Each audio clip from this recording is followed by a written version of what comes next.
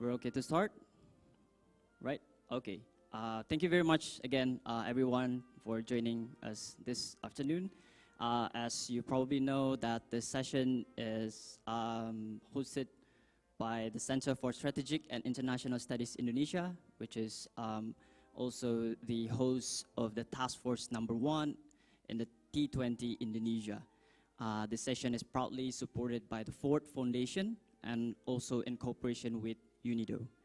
And to start the discussion, I would like to invite Puspa Delima Amri, which is our moderator or chair for the session, to start the session this afternoon. Please, Mbak Puspa.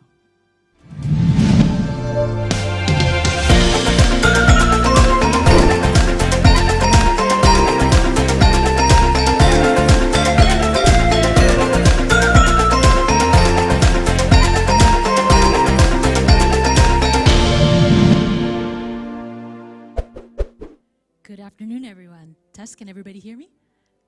Technology, okay, thank you. Good afternoon, ladies and gentlemen. We're so sorry to steal you away from the beautiful lunch, but thank you so much for joining us today, this afternoon, on the panel called Green and Digital Adoption in the Context of Global Value Chains.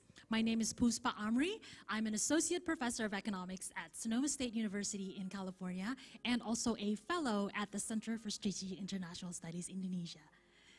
We are very honored and excited that today we will have an extremely interesting and distinguished set of speakers to kick us off on this topic of green and digital transformation in the context of global value chains. We will first begin with special remarks from Ms. Fatou Haidara from the United Nations International Development Organization, UNIDO. So, Ms. Haidara, may I please invite you to come up here on stage, and everybody please give a round of applause for Ms. Haidara. Shall we take a seat, and I will briefly introduce Ms. Haidara before we ask her to kindly deliver some special remarks to the session today. Okay. So, as I said earlier, we're very excited and honored to have Ms. Fatou Haidara, who is the Managing Director of the Directorate of Global Partnerships and External Relations and the Director General Special Representative for Africa at the United Nations Industrial Development Organization. Ms. Haidara has had a very extensive career at strategic partnerships and policy envoy, and her resume is very impressive, but the one that struck me most as very inspirational is that prior to joining UNIDO, she served in the government of Mali for 8 years in several, not just one, several ministerial positions, including as Minister of Employment and Vocational Training and Minister of Industry, and she was the youngest minister appointed in the history of Mali at the age of 29. What an inspiration. So without further ado, please, Ms. Haidara, the floor is yours to give special remarks to the audience. Thank you very much. I'm very pleased to be here today at the beautiful island of Bali for the T20 Summit. I would like to take the opportunity to thank and express our sincere appreciation to the organizer, the government, and the T20 Secretariat of Indonesia. UNIDO, the United Nations Industrial Development Organization, is a long-standing and committed partner of the T20 process. And we are very honored to be given the opportunity to participate in the global discussions on such an important matter. Ladies and gentlemen, the green and digital transition, often referred to as the twin transition, is not any longer an option. It is now a must, as countries and industrial sectors face heightened pressures to reduce their environmental footprints while at the same time secure their position in the global economy.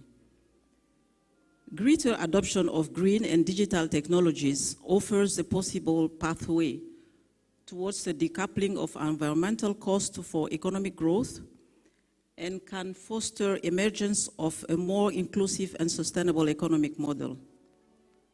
Smart use of clean digital technologies can serve as a key enabler for climate action, environmental sustainability, and reaching the UN Sustainable Development Goals by improving energy and resource efficiency, facilitating circular economy, reduced emission and environmental degradation, and ultimately improve resilience to climate change impacts.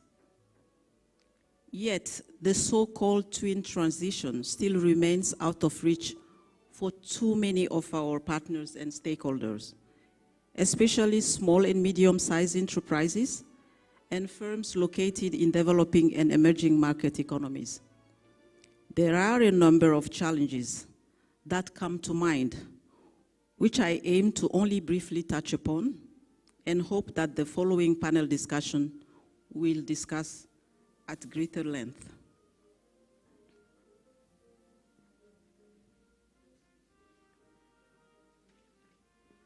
Couple of points. First, knowledge and capacity gaps with regards to potential use and benefits of technology adoption remains significant around the world. Developing economies and small and medium-sized enterprises, in particular, require levels of support, both financial and technical, on their journey towards managing the twin transition. Second, we are currently observing a trend towards legislative and regulatory changes in developed countries, which are aimed at future-proofing their industries and economies. Though well-intended, such legislative changes, if not accompanied by significant support measures, can act as a barrier to technology adoption, especially for the developing countries, and thus reinforce regional imbalances. This was mentioned many times today during the opening session. Taken together, these gaps contribute to a growing green and digital divide, which needs to be urgently addressed. So, what can policy do? Policy has to provide the right framework for the green transition and can help create a level playing field for countries and enterprises. For instance, to encourage uptake of environmentally friendly policies across countries, irrespective of their development status, we need more supportive multilateral frameworks. At the same time, to encourage enterprises to become more environmentally sound, we need more active and supportive policy frameworks at the national level. There are three interrelated policy areas which we need to tackle at this point in time. First, we need a renewed and stronger effort to build capacities and raise awareness both in the public and private sector about green and digital technologies to close the capabilities gap between developed and developing countries, as well as large enterprises and SMEs. Second, we need global harmonization of rules and regulation, as well as easier means of technology transfer. For example, mandatory environmental production standards vary widely across consumer markets, as do carbon border adjustment mechanisms. In particular, the latter need to be carefully designed to support the green transition without acting as a trade barrier. Finally, we need to place this topic at the forefront of global policy making and mobilize resources, both financial and technical, to facilitate widespread adoption of green and digital technologies. Ladies and gentlemen, at starting point in our endeavor to create a level playing field between countries and enterprises alike should be our joint effort to foster global policy dialogue and exchange. To this end, as part of our knowledge contribution to the T20 process, UNIDO has proposed the establishment of a dedicated G20 platform to support member states' future engagement, coordination, and learning on the subject matter. By bringing together key stakeholders, the Link20 platform initiative could serve as a G20's centralized repository of knowledge and learning on the twin transition. The platform's primary objective would be to foster evidence-based policy dialogue, develop and promote new analytical tools and approaches for policy making, and provide capacity building services to its stakeholders.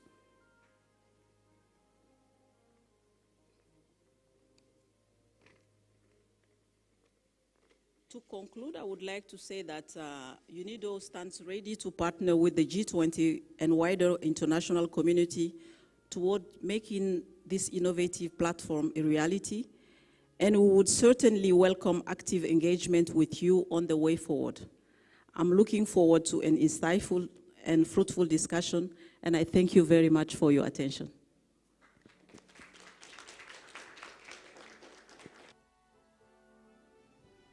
Thank you very much, Ms. Haidar, for delivering those remarks. I think that will, hopefully, the panelists can take it up to have a more descriptive follow-up of this very general remarks that you have given especially for us here at this session. We thank you again for your participation, and thank you. Ladies and gentlemen, we are now going to proceed with the next agenda of this panel, which is we are going to have a panel discussion with three very excellent panelists. And while we wait for the stage to add a couple of more chairs, let me do a brief introduction of the panelists. Can we have two more chairs, please? Thank you. So I will begin with introducing just briefly the bio of the three panelists that are going to be coming up here on stage.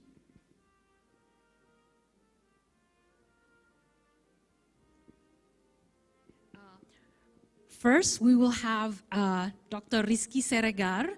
Dr. Rizky Siregar, you could please join me next here. Dr. Rizky Siregar is a postdoctoral researcher at the Chair of International Economic Policy at the University of Mainz, who recently completed her PhD from the University of California, Davis. But Dr. Siregar is also a longtime researcher in Indonesia.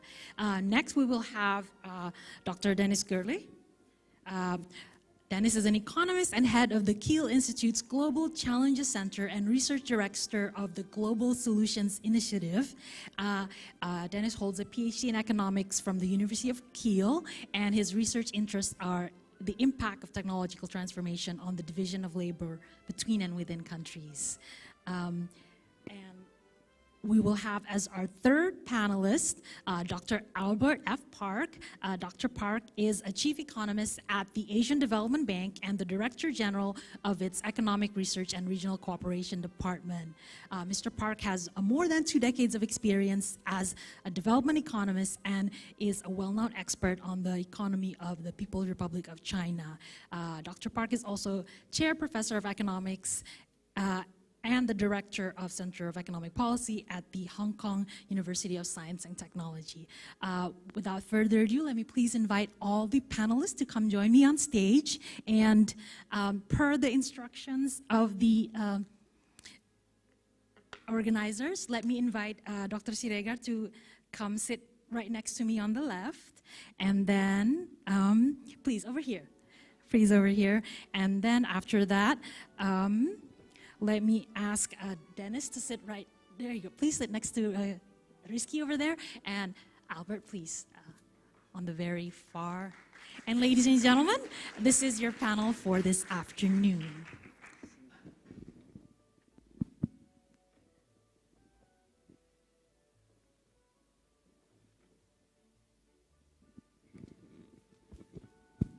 Right. Let me give a quick outline of what the logistics of this event will look like.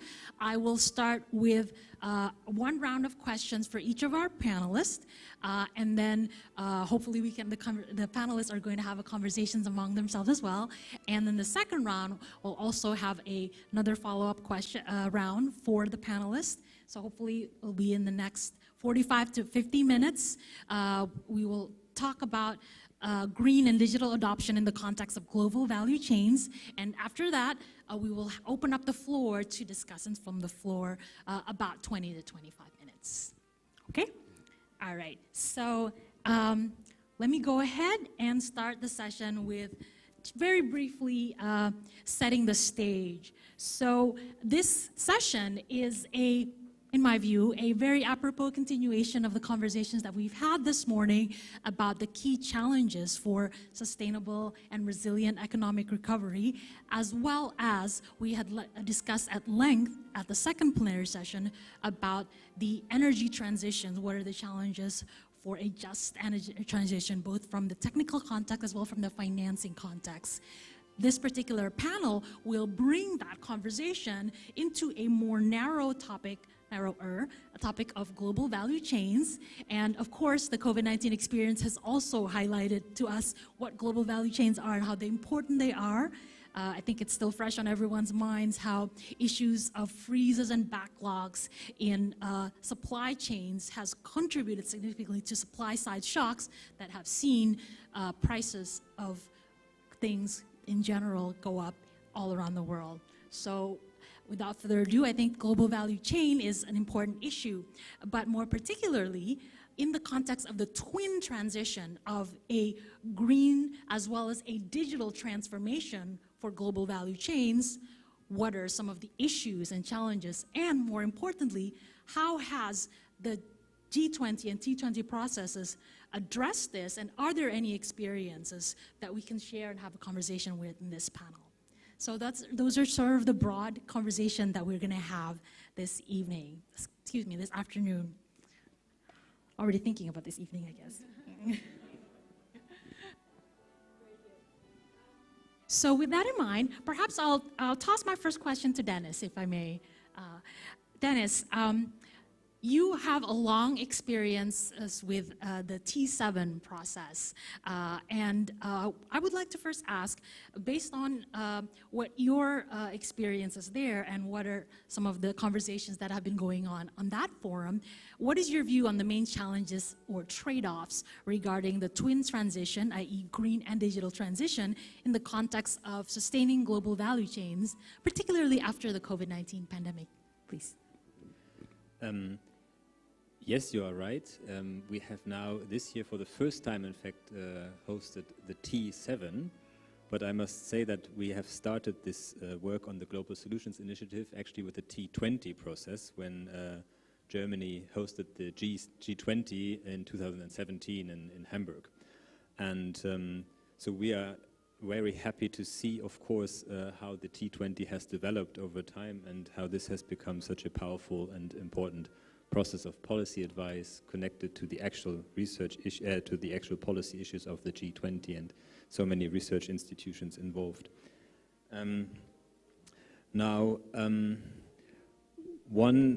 As this task force is about trade and in particular global value chains also in this session, one issue that has been recurring, I think, in the various T20 summits that we've had and also at the G20 level is clearly that trade, as we all know, can make everybody better off. There's a lot of room for Pareto improvements. And in financial economic terms, we would simply say, well, there are gains, and the losers of these processes we can compensate. Yet, what we have always said, and what we've always heard also in these summits, is that, of course, these, as an important general principle, in fact, trade is not a goal itself, right? But it should actually serve human needs. So we don't just do trade or global value chains because we want to do them, but because they actually serve our human needs. So they are there to achieve our social goals, our environmental goals, and that means, of course, that trade must not, and global value chains must not destroy the environment. They must not leave individuals or communities devastated when capital and production moves around the world and things become offshored. And this is something we have witnessed over the past years. So when we keep this principle in mind, the global value chains can of course serve human needs, but for that, of course, this issue of the green and digital transition is an important one that will help achieve these goals. And my understanding of these challenges is that they are not, in fact, trade-offs, as has been mentioned, but that they are highly complementary. technology must be used to become greener in trade and production, and the other way around. What I think is an important issue that probably cannot be discussed at length here, but is that we probably need a different digital governance agenda, one that is puts the consumers more in the center, one that puts people more in the center of decision making, and doesn't just take away some of the actual power from companies to do with data whatever they wish to, but puts this power over data back into the hands of consumers. But I think this is another issue that will also come up, I think, in this summit. Thank you, Dennis, for those remarks. And I totally agree with Dennis saying that the green and digital technologies are definitely complementary, go together.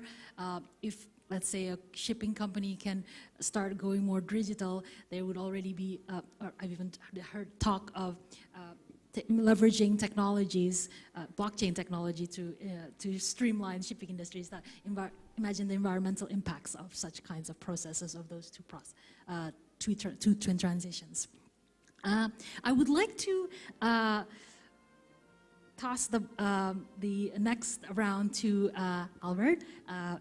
As mentioned earlier by Ms. Haidara, there are some capacity gaps in adopting green and digital transformation. We acknowledge that. This morning there was a lot of conversation about capacity gaps within the context of developed versus developing economies. But even within developed economies, there are also wide variations in the gap as well. Needless to say, the same in developing economies. So in your view, given these wide capacity gaps, there's also another parallel capacity gap between big and small firms in improving digital adoption and green technology adoption. What are your views on this issue? Are there things that small and medium enterprises can do to better leapfrog, if you will, and utilize this technology and increase their competitiveness? Please go ahead, Albert. Great, thank you very much.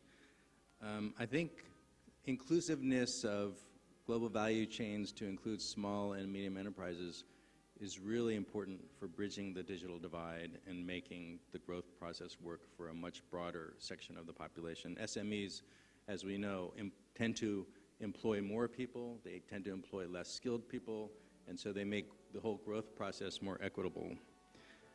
In thinking about SMEs and digitalization, there's kind of a paradox, if you will. On the one hand, in many ways, SMEs can benefit more from digitalization than larger firms in a relative sense, because they face a lot of barriers that digital technology can help them overcome in a way that is going to be much more transformative than for larger firms in terms of access to information, in terms of dealing with a lot of marketing and other costs that a small firm cannot afford, but a big firm can, and also getting access to finance.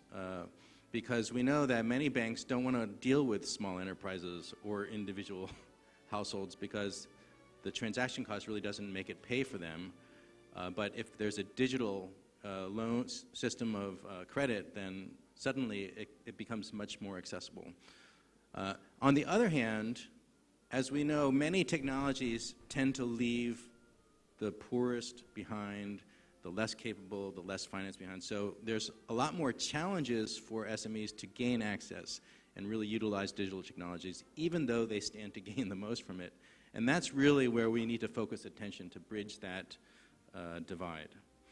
I was co-chair of the Open Trade, Sustainable Investment, and Industry Task Force for the T20, and one of our policy briefs also emphasized what do we need to do to make firms more competitive globally, given in a digital world, right? And the four aspects that were highlighted in this brief, one was human capital, and that's really from just the basic education system, exposure to digital literacy, but of course vocational, and then for firm managers, access to training, et cetera.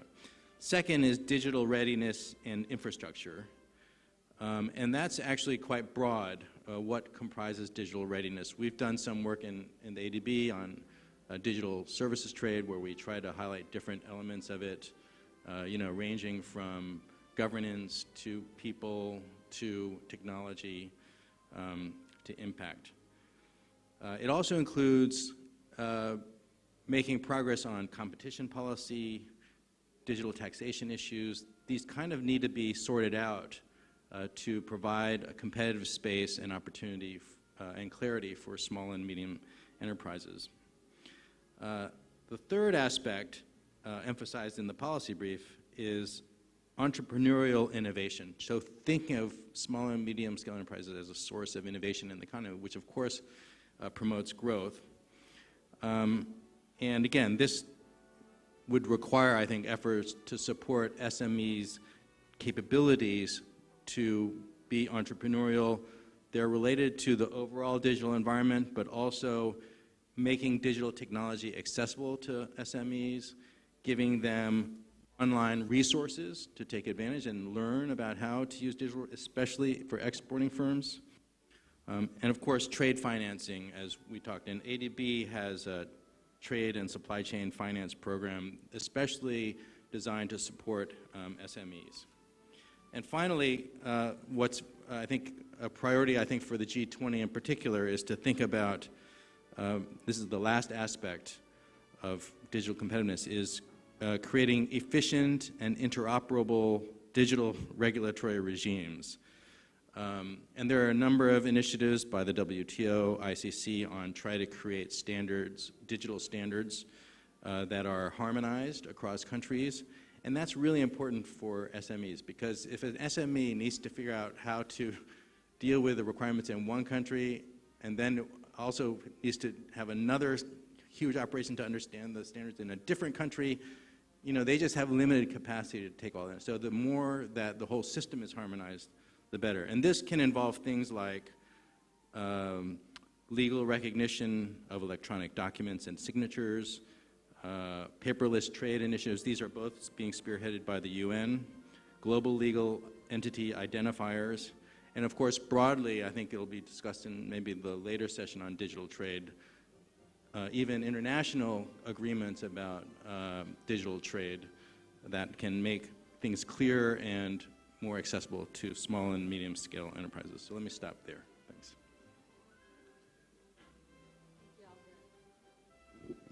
Thank you so much.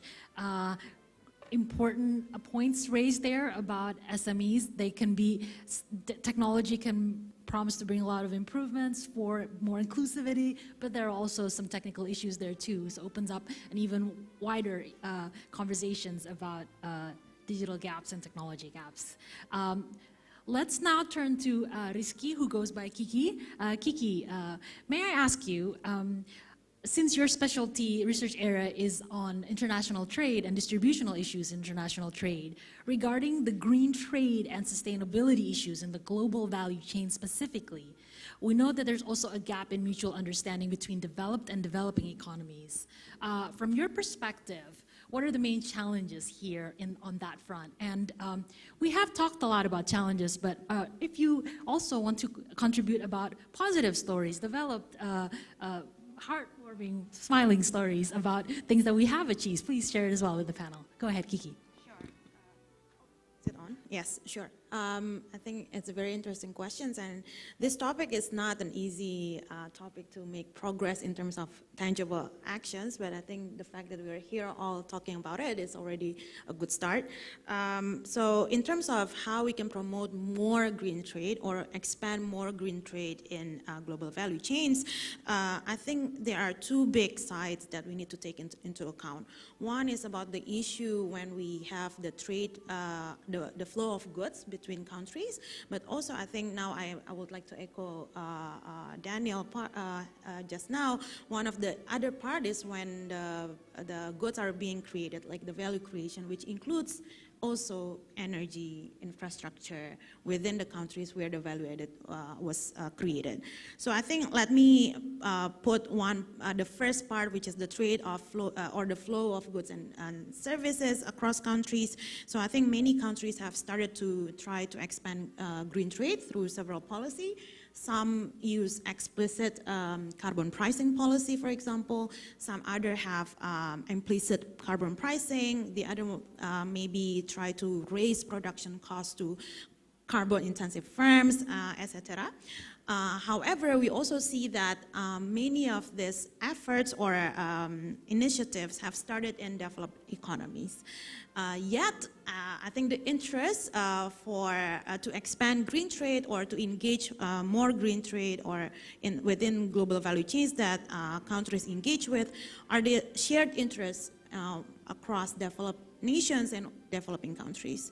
So here in this T20 this year, our team, we have a policy brief that provides several, we would like to propose several core principles to make sure that carbon pricing mechanisms or carbon border adjustment mechanisms can be inclusive. I think Dennis has stated the stage of the importance of inclusivity across countries, and also we just now hear inclusivity of across firms also important. So I think we share these values of inclusivity can be translated into 4 core principles. The first one is that any border adjustment mechanism should be WTO compliant. So make sure that most favored nation principles are there, so we don't countries do not discriminate against imports, for example.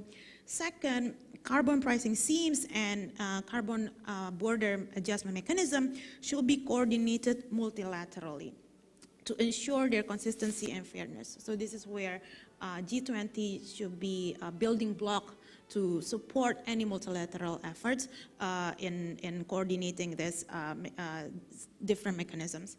The third one is when carbon pricing schemes and border adjustments are implemented unilaterally in order to reduce any carbon leakage risk, which is inherent, they should be designed in an open and inclusive manner. So any third country that tries to tap in or trade with countries that already have any border adjustment mechanisms should be able to link their market with these other markets in order for this type of environmental policy to be less trade restrictive. The last one, and but not the least one, carbon pricing should be display of a level of ambition to translate the seriousness of the climate crisis. So in order to have a kick of the in trade, then it should have a bite. I think that's all for me. Right. That's interesting. Okay, very good. Thank you to the panelists for that very interesting conversations on the very first round. Since there's still more time for us to discuss these issues and have the audience benefit from your expertise, let me now again pose another round of questions, and if you don't mind, I'm going to go in the reverse order, so from Kiki to Albert and then to Dennis. And in this next round, I'm going to pose a question, but I will also give the opportunity for each member of the panelists to respond to other points that the other members have raised as well, which they wanted to follow up on. Okay, so the first question will go to you, Kiki. And since in the purpose of a T20 meeting, as one of the purpose of a T20 meeting, as I understand it, is, of course, we're hoping that this will be the main platform to provide concrete solutions to the G20 process itself. So therefore, we've already been made aware of some of the complexities of the issues. In your view, Kiki, what are some of the actionable policies that can be put forward to the G20? Earlier, I believe Ms. Haidara from UNIDO had talked about a G20 mandated platform, a platform that could bring together key stakeholders, particularly since the issue is of bringing everyone together and reducing these knowledge gaps, capacity gaps. So what do you think of this issue of a platform to bring key stakeholders together to connect local and global actors, not only to discuss the solutions, but particularly on green and digital adoption in the global value chain, but also in the context of raising awareness and fostering policy dialogue about these issues? This is a heavy question to answer. I'm sure all of us here are trying to figure out what's the best way to make sure T20 and support G20 and G20 to support the multilateral platform to make progress. However, in the spirit, in the topics of green and digital twin transitions, I think it's a very fancy word, twin transition. I think there are several things that we G20 can take a role in. The first one, since some of the G20 members are already started their own carbon pricing schemes, the promotion of the use of carbon pricing worldwide, I think is something that we can foster and promote in the G20. So G20 can be the building block in expanding this mechanism with the spirit, however, to limit trade distortion, but also to promote inclusivity and fairness. I think given that we have different level of development across members in G20. Second, perhaps G20 can be a platform to evolve appropriate mechanism for a transfer of environmental sound technology, be it like through digital technology, but maybe some other type of technology that try to promote more production that is environmentally sound. The third one, of course, to promote harmonization of standards. So in the world, I hope there is a member in WTO maybe here, and I think some of you already know the biggest international standard making process, for example, for food and drinks happen in Codex Alimentarius. So we do have some examples, but I think we need more understanding of how it can be a more inclusive process, also for environmental goods in this context. The last one is to mediate the deadlock in the CTE, I think, under, of course, WTO framework. And sorry, the last one is actually to maybe G20 having, we have a business arm in B20, and we have a think tank arm in T20, and we have another arm in C20. So I hope, so G20 can take the role of mediating this all stakeholders to be a platform to create new ways to make transfer of technology to be fair and inclusive. Albert, same question to you. What are your views on some of the more concrete solutions that multilateral organizations in general, or G20 in particular, can do to address some of these issues? You may wish to, if you like, you could also connect it to the issues you raised earlier about gaps in the SMEs, but please feel free. Okay, thank you. Let me make 4 comments. You know, in response to this question about what the T20 should be trying to support in the G20. I was at a meeting yesterday discussing the messaging for the T20 communique, and I think the focus really has to be squarely on the need for global cooperation to address global challenges, despite all of the political polarization and difficulty that this year's G20 is facing because of the politics around the war in Europe, et cetera. And that needs to be a message where both developed countries and developing countries see that it's in their own self-interest to talk and to consider the most important issues. And so the ones we're talking about, 2 of them, digitalization and greening or sustainability, are both the 2 of the key areas of the communique as a whole for the whole T20.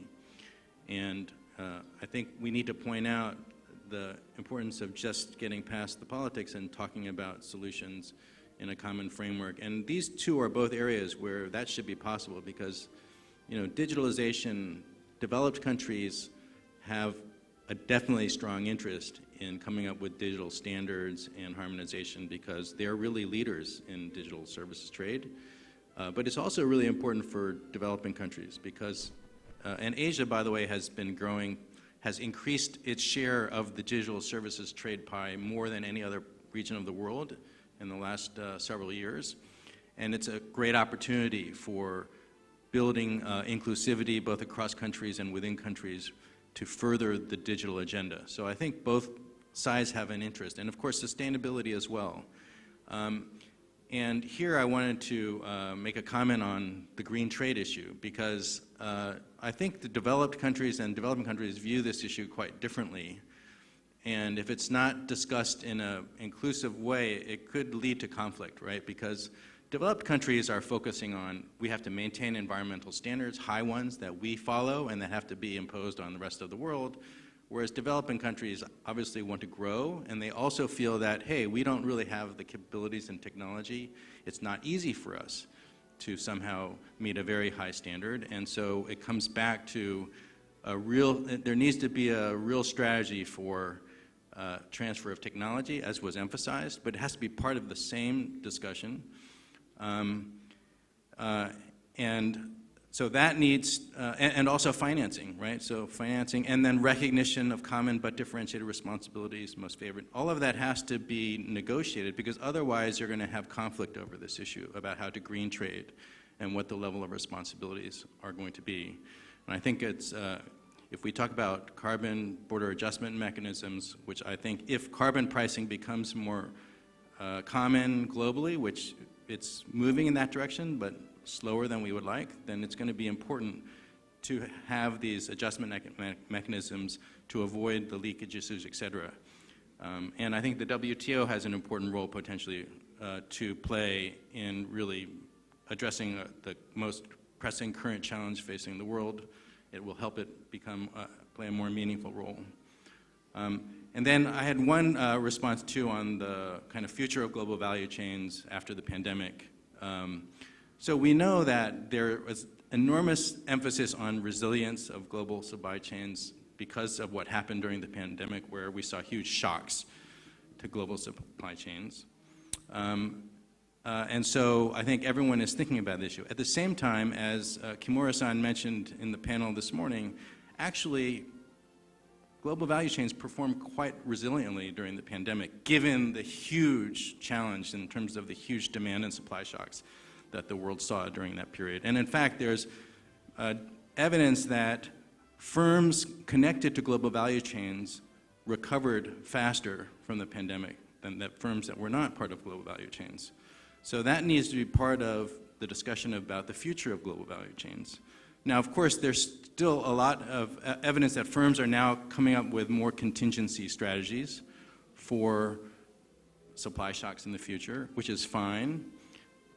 To facilitate a more resilient future, I think it's actually important to double down on freer trade. Actually, freer trade, especially digital trade, makes the supply chains even more resilient, because not only, so digitalization in particular allows you not only to monitor global value chains, but also quickly adjust to supply chain shocks by shifting, sourcing, et cetera. All of that is consistent with a more resilient world. So I think Asia has benefited from multilateral trade, open multilateral trade in many countries to support their development, needs to deliver this message as well, that freer trade actually makes trade more resilient. And all of the other barriers to trade, sanctions, unilateral trade wars, those actually reduce the resilience of the global trading system to deal with shocks. In fact, they create shocks or exacerbate shocks. So they just create more vulnerabilities. And so that also needs, I think, to be an important message.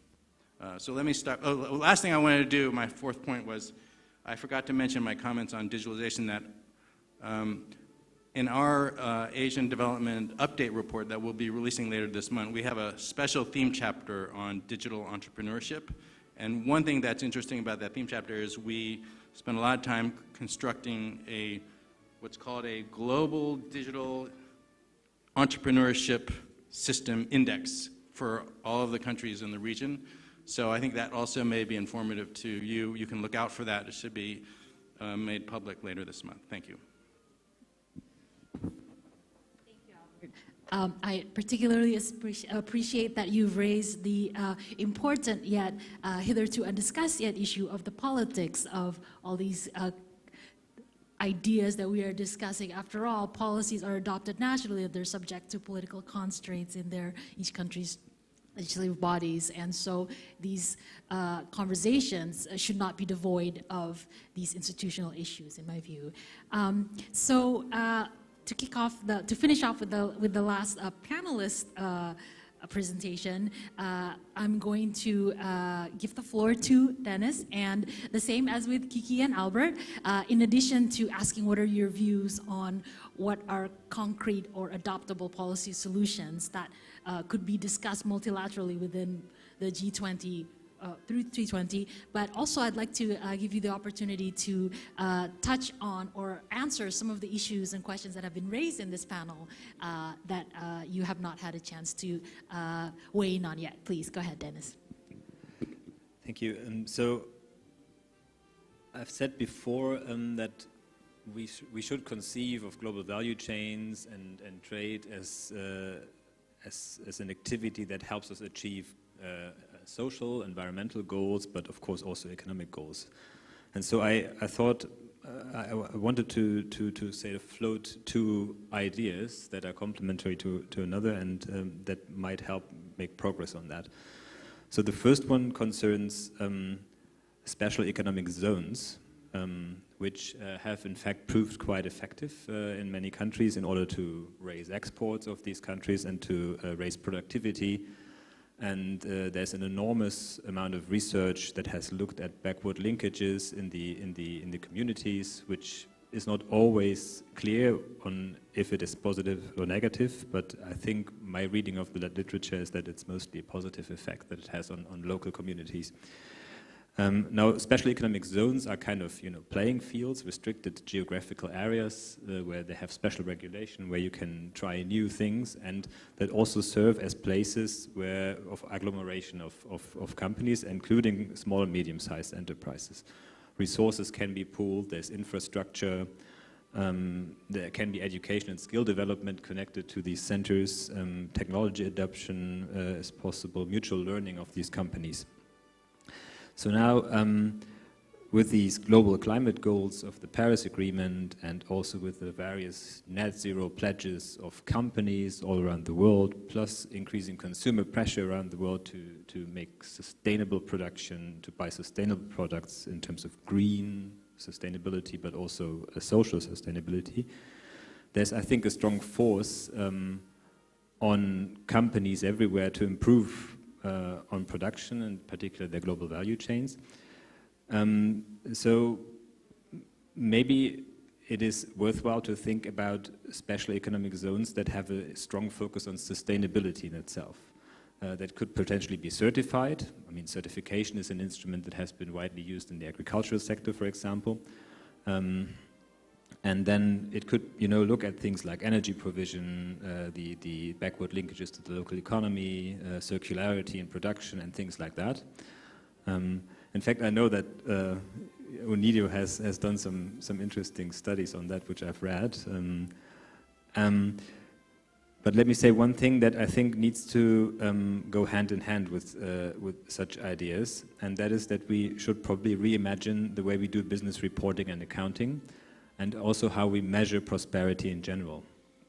So currently what we have all around the world, in particular in business also, is that we focus on financial performance almost exclusively when we measure, when we account for what we have done. We look at at gross domestic production usually, rather than other indicators of well-being. So now this, let's put it negatively, this obsession on financial performance has certainly been a driver of the proliferation of global value chains, with also the negative implications that we've had, because it has simply been a cost motive. I go there where production is most cost effective for my business. But it had these environmental consequences, these social consequences in many places. Now, if we broaden this focus of accounting to also look at social performance of companies or of nations even, and if we broaden it to environmental indicators as well, investment strategies will change, obviously, because the new things become relevant. And here's, I think, the connection also to sustainable special economic zones that require a lot of investment, and also the green and digital transition require a lot of investment that can, by this way, potentially be redirected.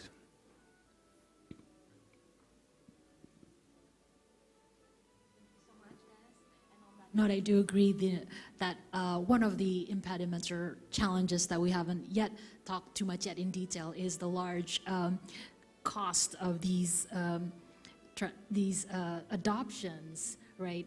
And these are not costs that could, in addition to the economic cost, there's also the political cost of these transitions, which is the ability to pass through the adopted measures. In addition to being financially costly, it is also in some cases going to be politically costly, in my view. I'm looking at the clock right now. It is about 2:35, so we do have about, if I'm not mistaken, 25 minutes more or less available for questions from the floor that the panelists could respond to. So with that in mind, I would like to open up the floor to questions from audiences. Do we have a running mic available for questions? Perfect. Okay, so I've been told logistically we are available. So please, if you would like to ask a question, go ahead and raise your hand so that and so we can identify you.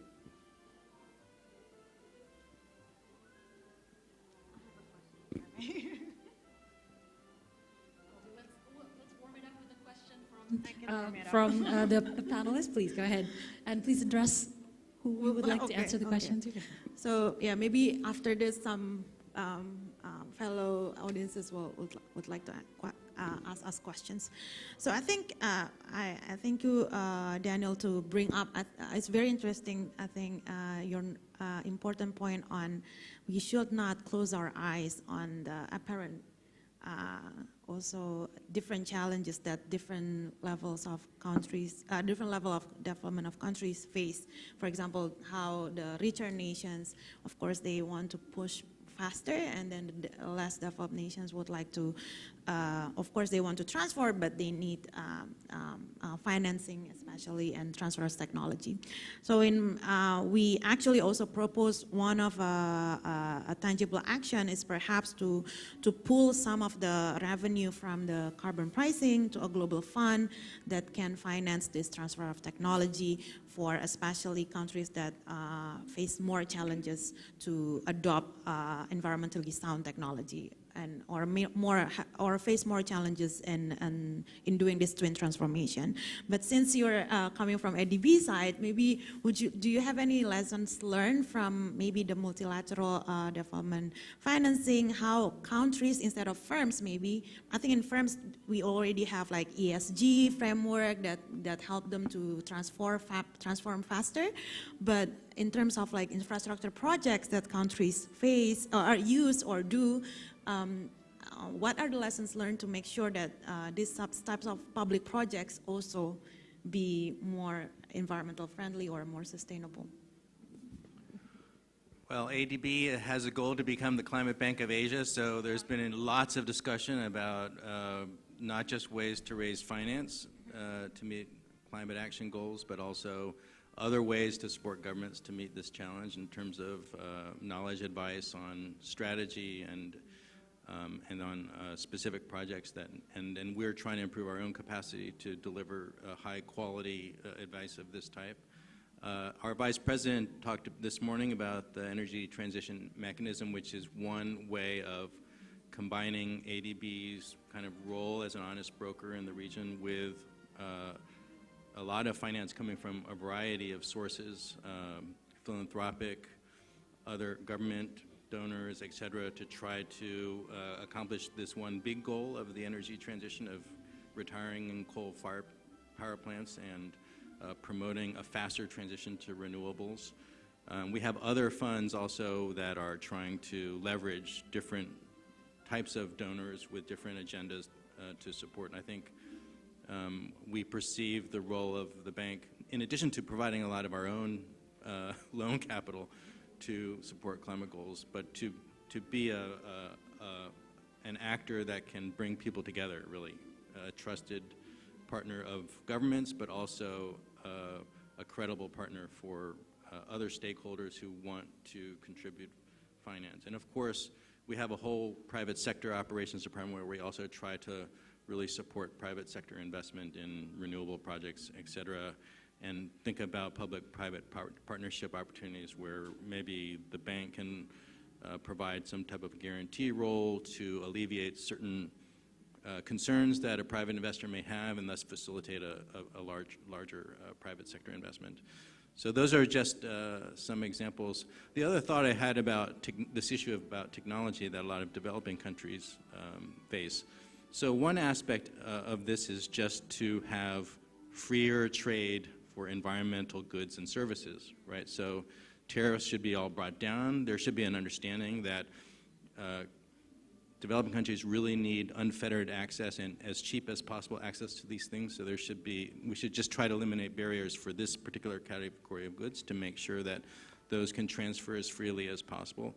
The other thing is we had one of the policy briefs in Task Force 1 which focused on climate-related FDI, because another way to bring technology into a country is through foreign direct investment, and that process also needs to be facilitated. So there needs, and one of the difficulties of that right now is that it's not clear what is climate FDI or environmental FDI and what is not. So there needs to be one of the recommendations is to have an expert group sit down and really think about how we can operationalize this, and once we have a definition, then are there special things we can do to promote FDI in this area? And there's a whole host of potential things that could be done which are brought out. But it could be, separately part of international investment agreements that particularly try to come up with good terms in this area. So that's another aspect of trying to bring technology, in addition to other ways of financing through carbon border adjustment mechanism. And of course, there have already been big commitments made by the developed countries to make sizable financial contributions to support climate actions in developing countries. Explanation. I hope that was a question. Now we have a question from the floor. Maybe first to Dr. Yoshida Mori, please, and then after that, we'll take the second question from the gentleman in the back. Go ahead. Okay, thank you. And thank you for very interesting discussions today. I think Kiki and Albert also have been involved in our T20 activities, and one of the focus of our T20 activities this year is how to make the global value chains greener and more digital oriented as well. And when we're talking about digital global value chains, normally it can be defined as trade, investment, and services nexus. I think Kiki already mentioned about trade, a lot on how trade can also support greening the global value chains. And Albert just mentioned also about how the investment, FDI, can also support the greening, how to make the global value chain greener. But what about the services aspect of this global value chain from these three nexus? Because as we know that the services has been considered to be one of the restrictive sectors and quite costly in various areas as well, including also those services that basically necessary in order to support a greener economy and greener value chains. Perhaps by having more open and more affordable services, some of the it becomes more affordable as well for value chain player, global value chain players, including also small and medium enterprise, to make their value chains greener and also to adopt the technology, digital technology. Another question from a gentleman in the back, please go ahead.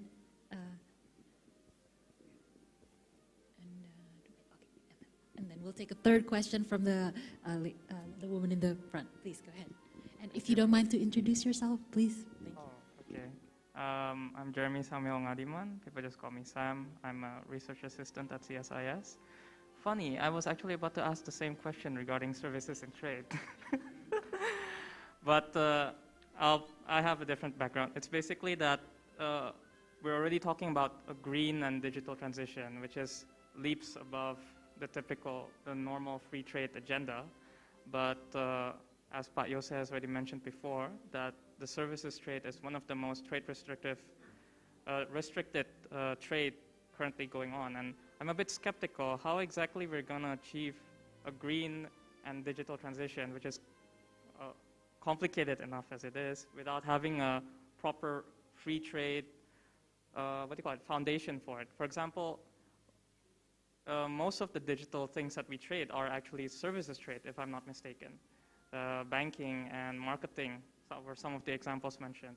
And indeed, during the pandemic, I think we've all experienced how very useful all these various apps and devices have appeared, have aided us in our work. The problem is that we, as far as I recall at least, we don't have harmonized rules regarding the normal business as usual free trade of services. So I'm not sure what it's going to look like if we're talking about the green and digital transition on top of the normal free trade. But yeah, that's all I have. Thank you. Question from the lady in the front. Can you please give a microphone to Miss? Thank you. Yes, thank you, everybody. Good afternoon. I'm Mariati Abdullah from the Ford Foundation in Jakarta office here. Very interesting on your discussion, talking about green, digital technology adaptation, and also global value chain, and also you mentioned about several indicators of the green special economic zone. I'm curious where you put in the framework of the global justice of value chains of the community in here, maybe not just in terms of the ESG framework, but also the role of community. Also, Mbak Kiki mentioned about the carbon trade and others. So I think community is important ones, of course, in the value chains, and also how you see this in terms of right and also participation, involvement, and also the positioning of the community in here. Thank you.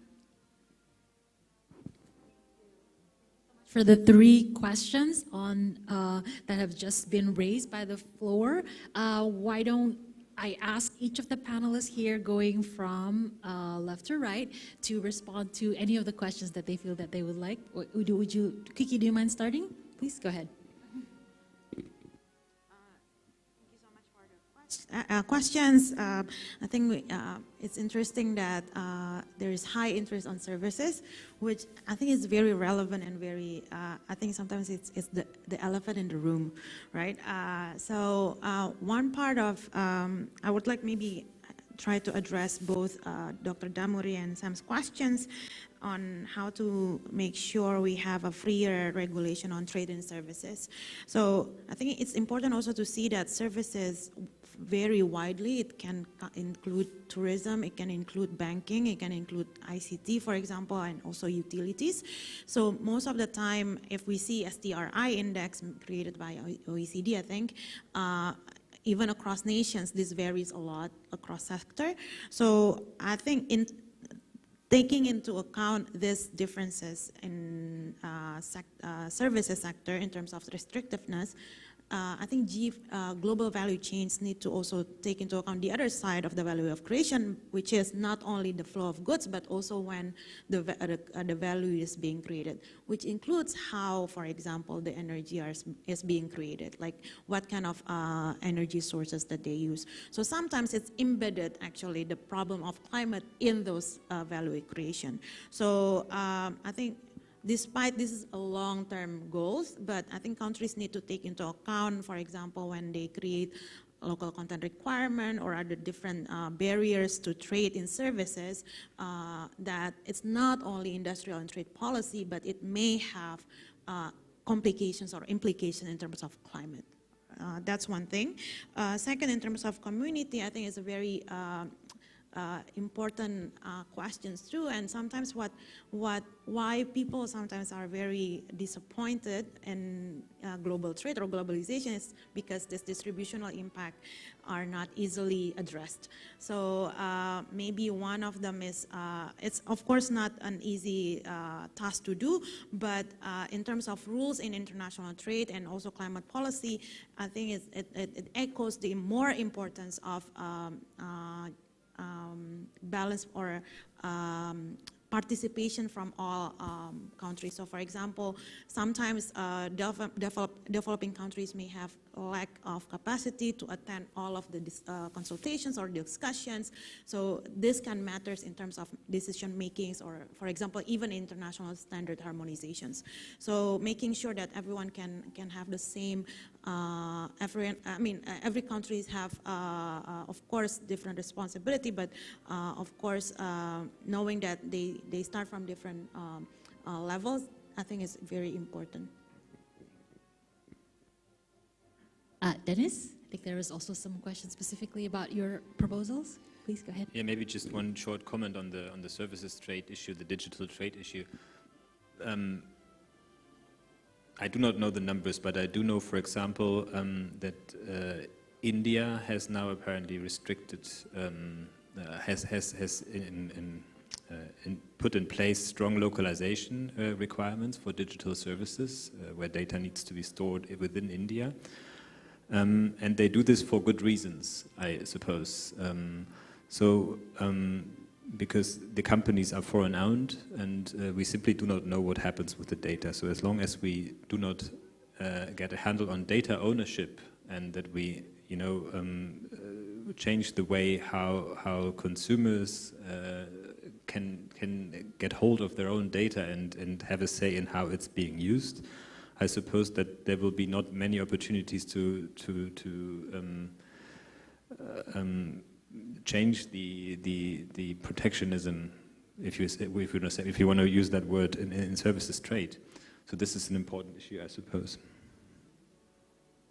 Can I react? So, digital technology is still relatively new technology in terms of how it's changing business.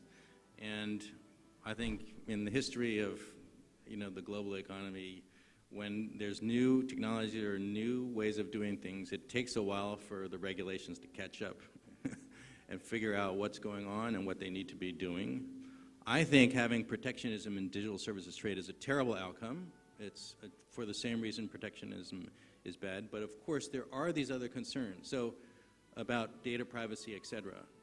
Those are concerns I think that can be addressed in multilateral frameworks and digital trade agreements. So the one thing I would say is that, it used to be that we thought services in general were not tradable goods. It was just manufactured goods were tradable and services were generally not, with the exception of tourism and whatnot.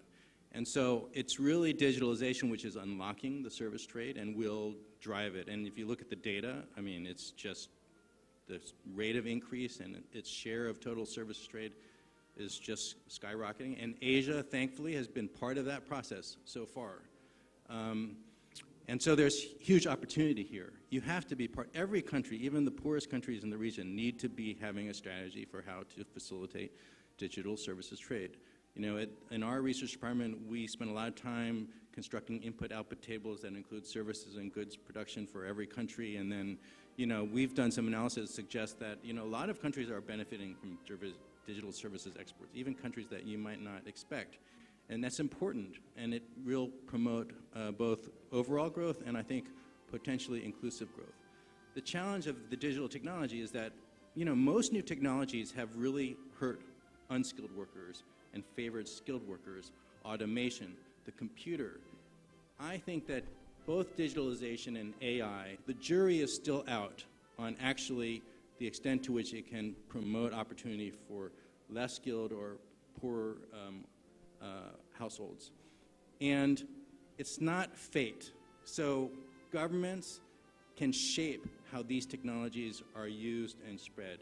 And when they see opportunities to make digital technology more inclusive, they need to prioritize it. Because I have a very huge concern that given the natural challenges we now have in financing infrastructure, in light of the huge macro challenges we're facing, that it's not going to get enough priority, this investment in inclusive digitalization or other technologies.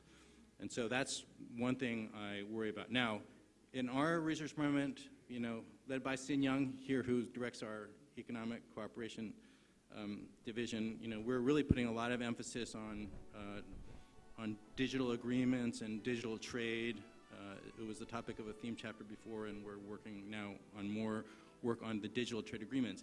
And digital trade is complicated because there's all these issues related to competition, cybersecurity, data privacy, data flows, and different countries definitely have different views about how this should work. But, you know, it's moving forward. You know, Singapore signed the digital partnership agreement with Chile and New Zealand and has left it open. There are now applications from Korea and China. And so the G20 needs to be strongly behind these efforts. The US is now engaging Asia in the Indo-Pacific economic framework, and digital issues are part of that agenda as well. And I'm not sure how it will all work out, but that progress needs to be supported because, again, we're behind the curve a bit because digitalization in terms of driving real economic activity has been unleashed by the pandemic and accelerated by the pandemic. And we got to catch up. And we got to do it in a way that makes it work and addresses the concerns that everyone has, but also it makes it as inclusive as possible. Appreciated the answers from all the panelists. Let me also just share a little bit of my own 2 cents. I do live in the United States and live in California, but even a country as big as America is very diverse, and there's also an issue of financial and digital divide within the rural regions in the United States. I used to live in upstate New York where my internet connection for the whole year was supplied by a hotspot. So you can probably imagine what that entailed in terms of my internet bill. But even as country as advanced as where I'm currently living in also faces these issues that were brought up here today.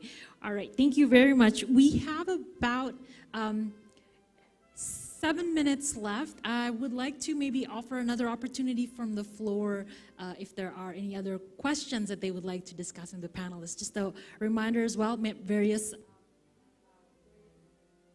panelists today are also co-authors of reports and policy briefs that are produced within T20, and I would also encourage everyone here to make use of these reports as they become available online. The policy briefs are all available on the website. I encourage you to read them. I've been trying to subtly advertise some of them in my comments. All right. So we do have another round. We have time for one more question, maybe from the floor, if there is one.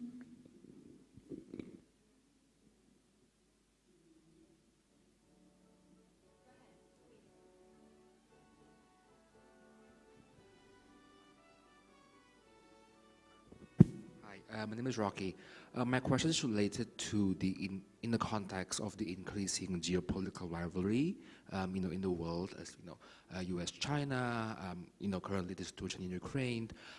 There has been talk, for example, of friendshoring, of basically inviting countries of similar political orientation, so to speak, in terms of FDI. How do the panelists see this? Does this actually fragment the multilateralization of the world, and does this actually help the agenda for a green technology adoption? And does this, on the other hand, push for it? Thank you.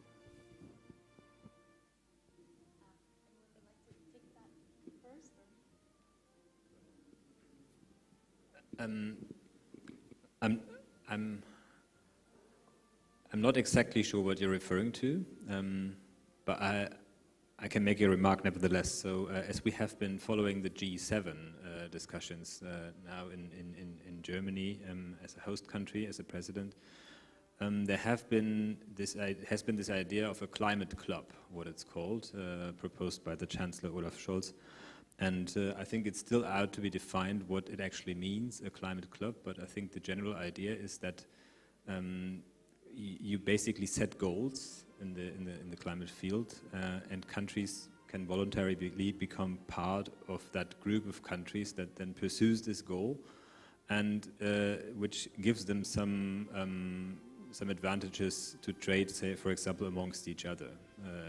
A reduction in the or no carbon carbon tax, for example, carbon border adjustment tax between these countries is one example. And I mean, this idea of clubs to achieve certain goals in, I don't know, various fields, health, FDI, and so on, is one that is currently increasingly being floated.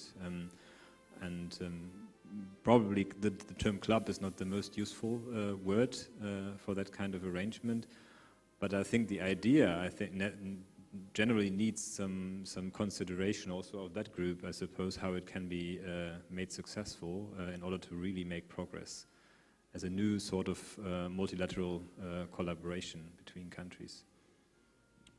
Just a quick reaction. Yeah, so I think, as you were saying, these plurilateral groups are becoming more active, and partly because people have kind of given up on the ability to do something truly multilateral. It seems politically difficult, and I think they can make progress with like-minded people working together, or groups, and they're self-selected to make progress. They all are the ones who want to make progress, and hopefully that will bring along standards and be positive and can lead to something that looks more multilateral at the end, although how you get there is not always obvious, or not always definitely gonna happen. But you raised a specific question about FTI and whether there are political now divisions on who can invest where, or who should, or limits perhaps from the supply side. And my reaction to that is we don't see any evidence of that in the data. In fact, one thing that's very interesting, if you look at FDI from the US to China and exports from the US to China, they're way up, right? And this is in a context where if you go talk to the people in the think tanks in DC, they're saying we gotta, disengage with China. And so politically, there are certain discussions, but on the ground, in terms of what's happening in the business world, which is not easy to control in a lot of Western countries, I think you see that there's still a strong economic motive for integration and continued more unfettered, if you will, trade and investment. And at the ADB, we are trying to deliver a consistent message that, open trade and investment has served Asia well. It's helped develop a lot of poor countries to become richer countries. And we think that Asia has to consistently deliver this message that this is best for Asia and best for the world, to continue to support efforts to promote open and free multilateral trade. Would like to echo Dennis and Daniel. For example, in Climate Club, we see this spirit of open membership. I think that's one of the why it's actually try to make progress, since we cannot wait for the multilateral. And in terms of plurilateralism and regionalism, we see, for example, RCEP, who has like open membership rules. So it's not always bad, I think, once all of this partnerships are based on like multilateral integrations in their mindset. Are exactly on time, I believe, 3 o'clock. Thank you so much. I'd like to invite the audience to please give a round of applause to all of our panelists this afternoon.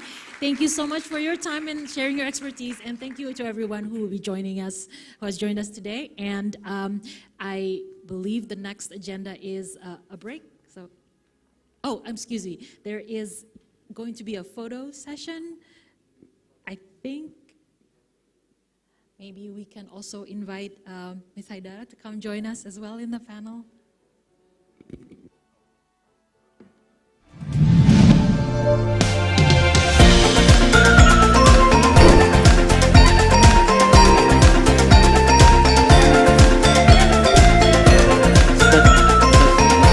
I'd like to invite the floor, and then we have the token of appreciation.